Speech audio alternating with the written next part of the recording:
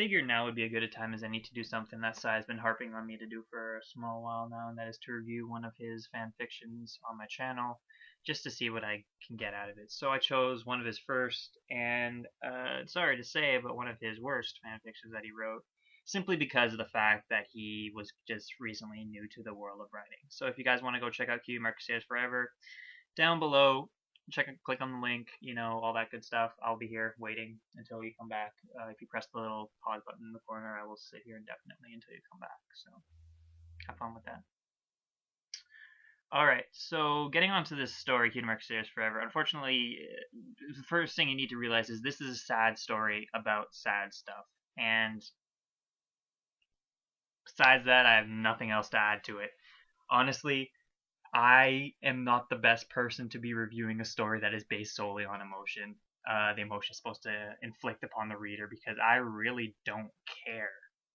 I literally do not give a single care on the carometer that these two characters have died. Honestly, I'm not that in depth with them. Unfortunately, I'm sure this would work in a story where the entire thing was lengthened. The Sweetie Belle and Scootaloo or Sweetie Belle and Apple Bloom were characterized better, maybe given how you have a scene in which they're all hanging out together at the beginning, multi-chapter story, and eventually they're just taken away from us one day, and this is like a 5-year later thing.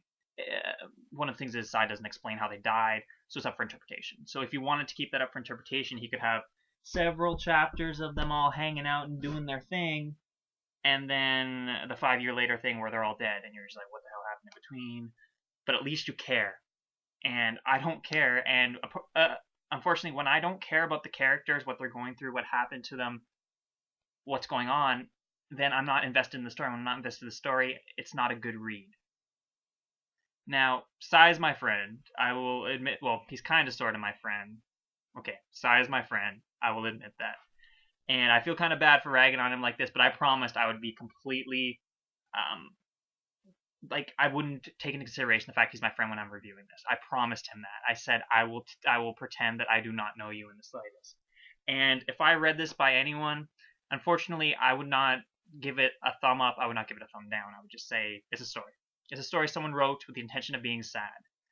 One of the things I noticed that was weird about it, though, was that the last scene between Scootaloo when she's talking to the Graves was actually surprisingly well written. I'm not saying surprisingly like Sai's a bad writer. I'm saying surprisingly as in compared to the rest of the story, it seemed like this part took the most thought.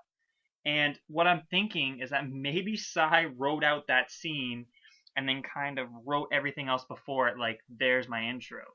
And unfortunately, that is how I believe stories like Cupcakes and Sweet Apple Massacre did. They wrote the crazy ass torture stuff first and then kind of gave it an intro. And when you throw an intro at the beginning of something, it feels kind of detached from the good part of the story, or what you consider the good part. If you're not in the Grimdark, I'm sure you don't consider the torture part of Cupcakes, Sweet Apple Massacre the good part of the story, but that's besides the point.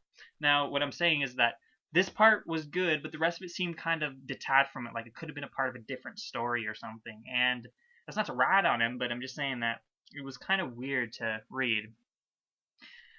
Just a few other things. There were some grammatical and spelling errors that are to be expected in a new writer, people who don't know how to check that sort of thing. Sai has a weird habit of, I noticed this, I actually ended up telling him this when I edited one chapter of his Two Sides of the Same Coin, which I said, you need to stop putting commas at the end of spoken sentences.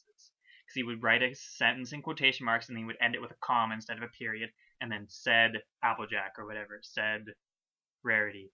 And when you can't do that, that's not proper English, I'm pretty sure. I had to actually correct him on that after he'd been writing for a while. So I noticed that here, and it bugs me for some reason, and I just can't get over that. So that's another part I wanted to mention.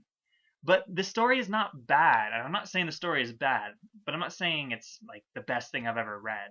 Unfortunately, I'm sure someone else could better describe the emotion that someone is supposed to feel when they're reading this, because I certainly cannot. And like I said, if I can't feel emotion, I probably can't review it properly. Now, lots of people saying that this tugged at their heartstrings. I was like, meh.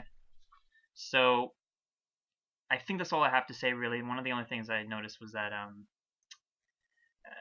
Rainbow Dash was introduced, but she was introduced more as like a side role. I don't even know why he included Rainbow Dash into the entire story. I think it would have been better to have an inner monologue with Scootaloo for the entire story, because adding in Rainbow Dash just seemed kind of like fan service, like he was attempting to spark the fans of Rainbow Dash into liking his story because he included her in it. That's about it. I'm sorry, Sai, if this hurt you. I really am. But in all honesty, I promised I would not hold back because I know you, and this is what I think of your story. I think it is mediocre. You got better at writing later. I can attest to that. So I just wanted to put that out there. But if you are into this sad kind of story, you might like it. I don't know. Like if you liked, this is really embarrassing that I forgot the title of the story, My Little Dashie. If you, most well-known story in the fandom for any reviewer to know, and I forget it. If you like My Little Dashie, you might like this. It's shorter, but it's still kind of apparently tugs at your heartstrings. So maybe check it out. So that's my review of Cutie Crusaders Forever. I hope you enjoyed it. Thank you guys very much for watching. And have a fantastic day. I will talk to you guys later.